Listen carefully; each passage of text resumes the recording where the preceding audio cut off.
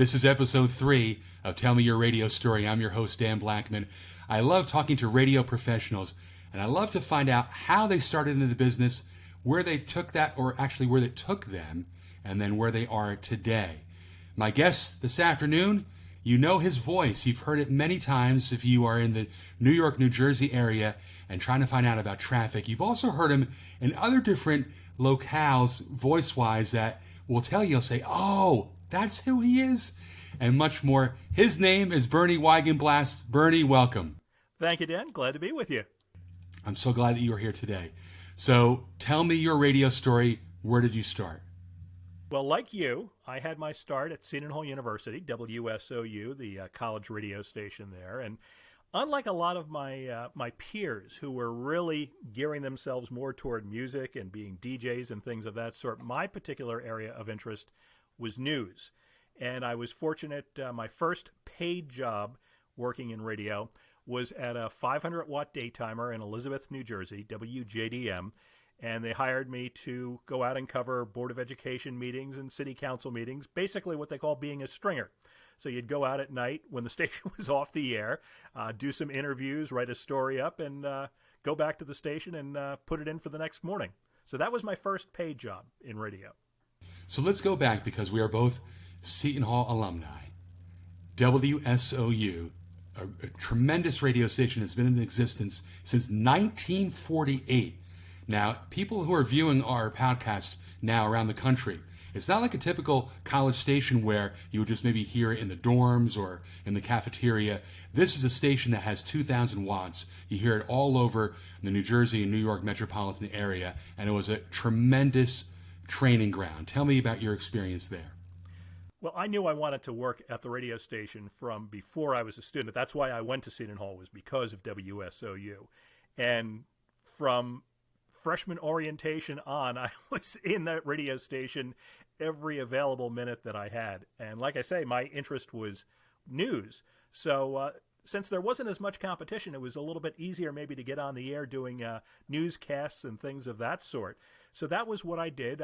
My sophomore year, I was the assistant news director. My junior year, I was the news director. And then by my senior year, I'd become station manager.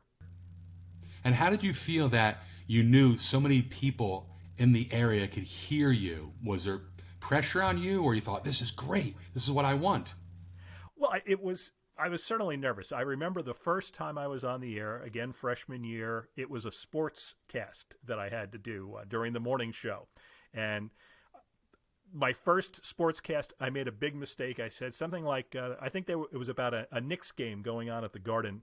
And I said something like, only 18,000 people were in attendance. And after I got off the air, the sports director pulled me over and said, 18,000 is capacity for the Garden. So I learned right from the start that you're going to make mistakes. Absolutely. Now, Pat Parson, for people who don't know that name, he was a legendary news anchor on All News Radio 880. He was a Seton Hall alumnus, probably 10, 15 years before you or so. Did you ever have him come to the radio station and help you guys in the news department? Unfortunately, no. I did not ever get to meet Pat. I certainly was aware of him and knew what he had done at WSOU and what he was doing at News Radio 88 at the time, WCBS AM. But I never had a chance to meet Pat in person.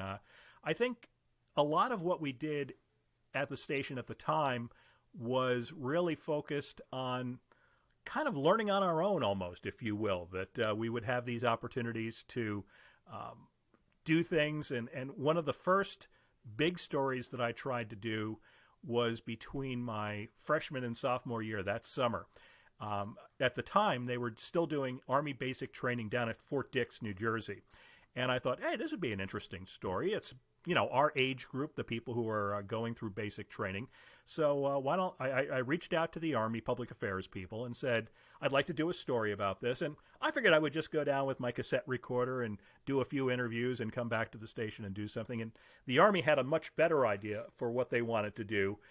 They actually put me through 24 hours of basic training. They issued me a uniform, a helmet, everything but the rifle, which was probably wise on their part. And I went through the whole day with them, everything from calisthenics and going through the training for that day, which a lot of it involved what they call CBR training, chemical biological radiation. So it was my first and only experience of having being tear gassed. That was quite the experience, but it was a lot of fun being able to do that. Absolutely. So you mentioned WJDM. I also worked there in downtown Elizabeth. From there, where did you go? From there, my next job was, again, because of a WSOU student, she was working at WHN in New York, which was a country music station. And back in the 70s and early 80s, almost every radio station, even if they were a music station, had a fairly robust news department.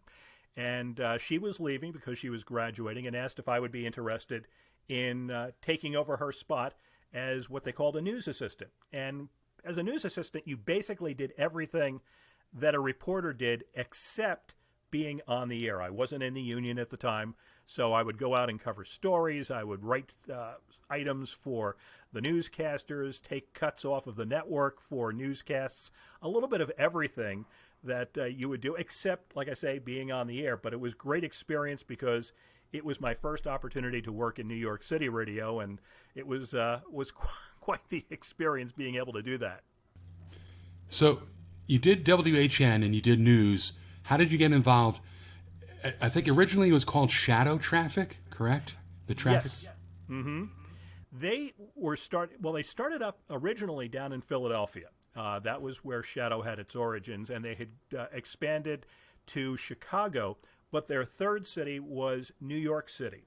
And they came in, and one of the things that they did was they reached out to Seton Hall and WSOU and said, hey, we've got this new concept. We're going to be doing traffic reports on most of the radio stations in the New York metro area, and we were wondering if you had anybody that you might suggest as potential candidates to fill some of the on-air positions. And WSOU said, yeah, sure we do. We've got quite a few.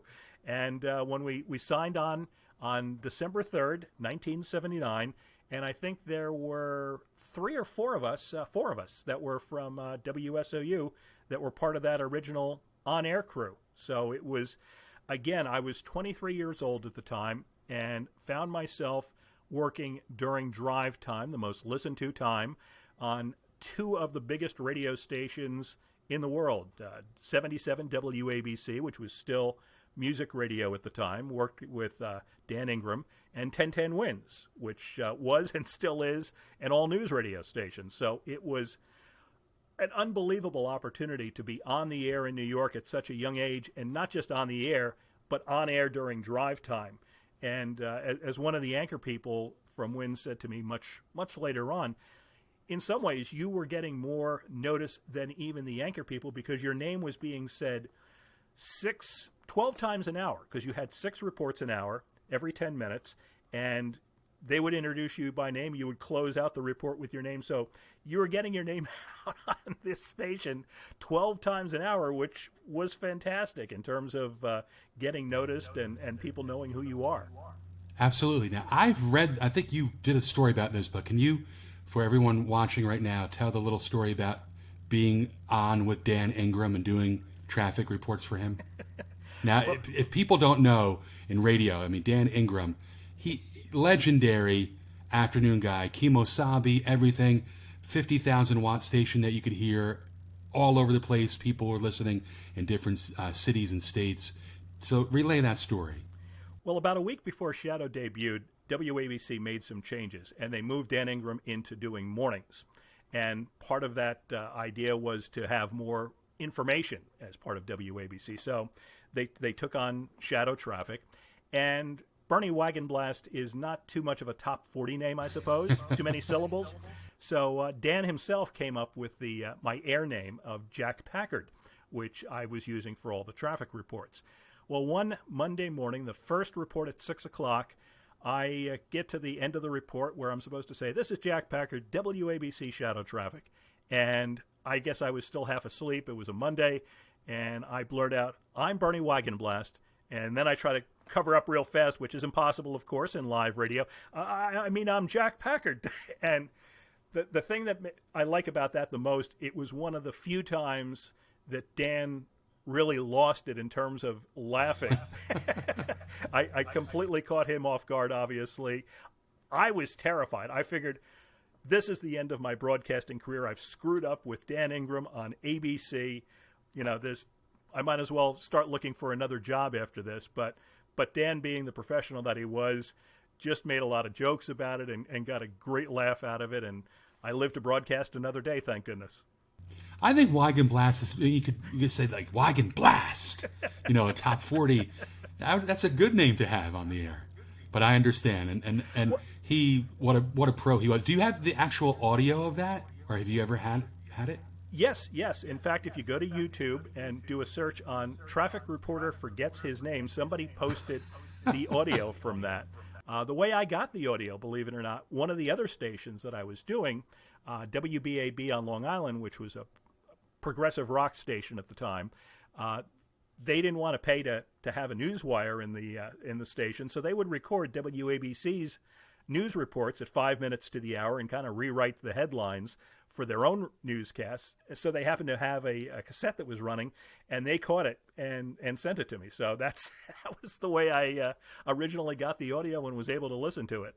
So after that, did you still use Jack Packard, or Dan Ingram's like, just say Bernie Wagenblast? No, we still use Jack Packard. Maybe they figured that it was, of course, YouTube wasn't around, so only the people who happened to be tuned in at the time would have heard it. Yeah, maybe he figured at 6 o'clock on a Monday morning there weren't going to be that many people that would have heard it and listened to it. But we used Jack Packard for the remainder of my time on ABC. So when he moved back to afternoons, were you then, okay, Bernie, we want you to do traffic for afternoons with Dan, or? No, I was only on ABC for less than a year because we made some switches, and I then went over to do WINS, both morning drive and afternoon drive. So to do that, I had to be off ABC, and Joe Nolan, another WSOU person, ended up switching over and taking over ABC and did both mornings with Ross and Wilson and then afternoons with Dan. That is awesome. So how many years at Shadow Traffic? I know, but the viewers want to know. Well, I had two stints. I did 5 years initially at Shadow, and then I came back in 2009. I wasn't even planning to go back on the air. I was working behind the scenes for another one of the companies that was owned by Westwood One that owned Shadow Traffic at the time. And the union guy came by from AFTRA and said, by the way, you're only 6 months short of being vested in the pension system. So even though I wasn't planning on going back on the air, I said to my boss, I said, hey, any chance you can get me back on the air for 6 months so that I can be in the pension system? And I ended up going back on the air, and that was another 9-10 years that I was on there. So a total of 15 years altogether. And you said initially that you love news. So Shadow Traffic, they did not only just do traffic reports, you did some news reporting, or did some short news reporting on different stations that you were affiliated with? Not at the beginning. When we first started out, all we did was traffic, and we only were on the air during morning and afternoon drives, so you did a split shift. It was later on, after I had left, that they started taking on some more things like weather and traffic, and news reports. So my second time round, I did a little bit, but it was really more being a newscaster rather than being a reporter. So it was doing a newscast as part of your responsibilities along with the traffic reports. I think that the traffic reporting is, you guys, just to click and hum is amazing, because I think it was 1988, I trained before I actually got a full-time job down the Jersey Shore, and Candy Roth, I was with her, watching her, and just seeing the frenzied pace that you guys have to do in the morning. I was like, oh my God, how do they do this?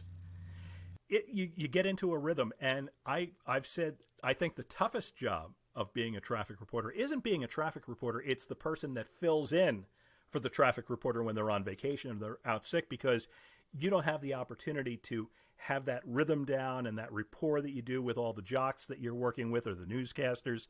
So that's even more difficult, I think, in some ways. But you get into a rhythm, and I think that was one of the reasons why I screwed up the name, because every other station I was on, ABC was one of, I think, 5 or 6 stations I was on. Every other station I was using Bernie Wagenblast. So it was not just remembering the call letters of where you are, but remembering what name you had, which depending on which station you were on. Absolutely. Now, please tell everyone, when they're in the New York area, they could hear your voice, and they may not even realize, wow, okay, now I could put a name to a voice. Where do they hear you all the time now?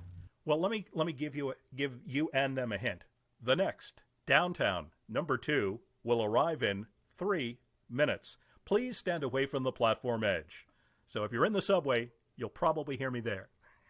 How long have you been the voice of the subway for New York City? It's been, I think the first one started running in 2009, so 12 years now? We're into our 12th year. That is awesome. How'd you get that? What's that? How'd that all come about? Well, little did I realize when I worked at Shadow Traffic that was my introduction to the world of transportation. And after I left Shadow and had another brief job doing something else, I ended up working in transportation for the next 23 years of my career. And one of the people I came in contact worked with the MTA, and they had this new project where they were going to be doing what they call the countdown clocks to tell you how long until the next train arrives, and they needed a voice for it. He knew that I had worked in radio, had heard my voice, and said, hey, would you be interested in doing this? I said, sure, that sounds like it would be a lot of fun. So that was how that came about. And you might also catch me if you're at the airport, at Newark Airport, on the Voice on the Air train that runs between the terminals and the parking lots, and down in South Jersey and Philly on Patco. I'm the voice on the Patco trains. It's all about connections, so that kind of leads me to my next question. For anybody that loves the media, radio, TV, social media, advice that you can give right now to someone that is maybe going to be graduating soon or just is looking for a job with everything shrinking, what would you tell them? Well, I think one of the first things I would tell them is being flexible in terms of and being able to do a lot of different things, because I think anybody that is working in broadcasting these days ends up having to do quite a bit. It's not just the days of I'm a news person and that's all I'm going to do, or I'm a DJ and that's all I'm going to do. You have to know how to do quite a bit. So that would be the first thing. But I would suggest even before graduation, because it's the ability to enter this field is relative, the bar is low, is get some experience doing podcasting. I do some podcasts for different clients, but it improves your ability to think on your feet, to do interviews, to do research, to do editing. A lot of the skills that you would need in broadcasting come in handy in podcasting. But it's more than just that. I think some of the skills that you learn can come in handy in almost any field that you end up working in, whether it's behind the scenes or in front of the microphone or the camera. That's an excellent point. So plug your podcast now then. Well, if you go to transportationradio.com, you'll find my transportation podcast. And I do a little community project for the town I grew up in and where I live now called Cranford Radio, which is at cranfordradio.com. That basically I do interviews of people around town. And every Friday I do a little newscast of things that went on in town during the past week. Like a man on the street thing? No, it's the interviews are more just with different individuals. They might be elected officials, clergy people, interesting people around town, business owners. The newscast is just like a 2-minute summary of headlines and the forecast for that coming weekend. I got you. I always like to end my podcasts with the same question. I'm going to do it every single week. I call this a radio community. It's small. It's shrinking somewhat. I hope that in the near future, some private industry comes in and buys some stations and there's a little bit more competition. How do you feel about being part of this radio community for so long?